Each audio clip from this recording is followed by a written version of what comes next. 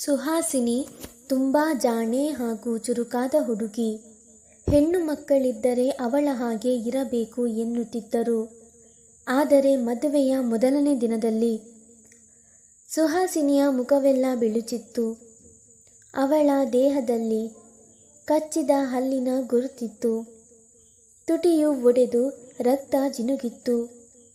ಸುಹಾಸಿನಿಯ ಅತ್ತೆ ನಾದಿನಿಯರೆಲ್ಲರೂ ಸುಹಾಸಿನಿಯನ್ನು ಸುತ್ತುವರೆದು ಅವಳನ್ನು ಹಿಡಿದು ಸೋಫಾದ ಮೇಲೆ ಕುಳ್ಳಿರಿಸಿ ಅವಳ ಸೀರೆಯ ಸೆರಗನ್ನು ಸರಿಮಾಡಿ ತುಟಿಯಲ್ಲಿ ಜಿನುಗಿದ್ದ ರಕ್ತವನ್ನು ಒರೆಸಿ ತಮ್ಮ ಮಗನ ಬಗ್ಗೆ ಗೊತ್ತಿದ್ದರಿಂದ ಅವಳಲ್ಲಿ ಮಾತನಾಡದೆ ಇನ್ನೊಂದು ಸೀರೆಯನ್ನು ಅವಳ ಕೈಗೆ ಕೊಟ್ಟು ಸ್ನಾನದ ಕೊಠಡಿಗೆ ತಳ್ಳಿ ಬಾಗಿಲು ಹಾಕಿದರು. ಎಷ್ಟು ಹೊತ್ತಾದರೂ ಸುಹಾಸಿನಿ ಹೊರಗೆ ಬರಲಿಲ್ಲ. ಅಮ್ಮ ಮಗಳು ಬಾಗಿಲು ತೆಗೆದು ನೋಡಿದರೆ ಹರಿಯುತ್ತಿದ್ದ ನೀರಿಗೆ ಮೈಯೊಡ್ಡಿ ನಿಂತಿದ್ದಳು. ಇಬ್ಬರೂ ಗಾಬರಿಯಿಂದ ಸುಹಾಸಿನಿಯನ್ನು ಹಿಡಿದುಕೊಂಡು ಒದ್ದೆಯಾದ ಸೀರೆಯನ್ನು ಬದಲಾಯಿಸಿ ಫ್ಯಾಮಿಲಿ ಡಾಕ್ಟರ್ಗೆ ಕರೆ ಮಾಡುತ್ತಾರೆ.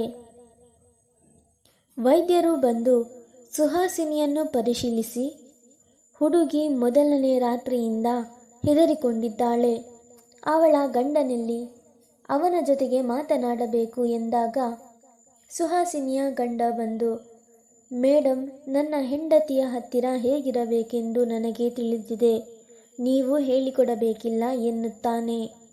ಅವನ ಉತ್ತರ ಕೇಳಿ ವೈದ್ಯರು ಶಾಕ್ಗೆ ಒಳಗಾಗುತ್ತಾರೆ.